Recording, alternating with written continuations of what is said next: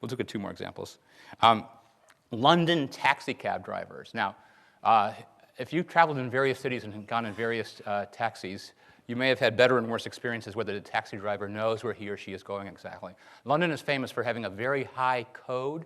Taxi drivers have to take big exams to get their official taxi license, okay? So they create a very demanding thing. And what they asked is, the hippocampus, if you learn lots of routes, if you know tons of routes in London, what happens to the hippocampus as it's memorizing all these spatial routes? And when they saw that taxi drivers have bigger hippocampi, and the longer they drove, the bigger it was. So is this a causal or correlational source of evidence? It's correlational, right? You know, so let's start with this. They have bigger hippocampi, and now maybe that's simply because what?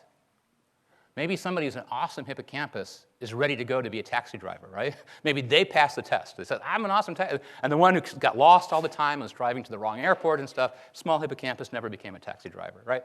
So now the size of the hippocampus is the cause of your success, not the consequence. Because the longer you drove, the bigger it got, that kind of goes with that. You know, but you could do a causal experiment this way.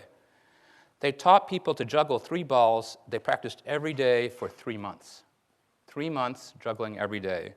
What you see in yellow are parts of the brain, that's a statistical map, parts of the brain that significantly got thicker in 3 months of practice. So they could compare directly before and after. It's a causal experiment.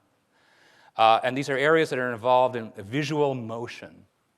And it makes sense that areas involved in visual motion would somehow change. But the fact that we can see 3 months of experience change the structure of your brain is kind of remarkable in a way that we can measure and scientifically scrutinize.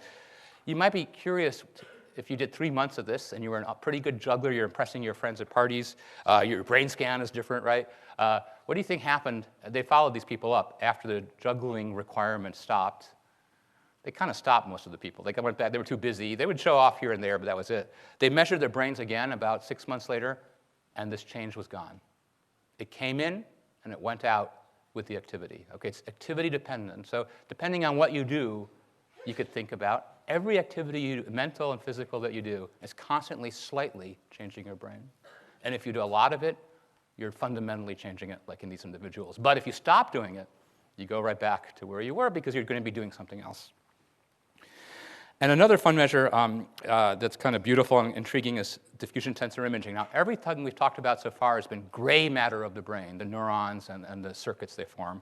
We're going to turn to white matter, which is the myelinated axons that are the super conducting sort of highways of the brain. And what diffusion tensor imaging does, it shows you something about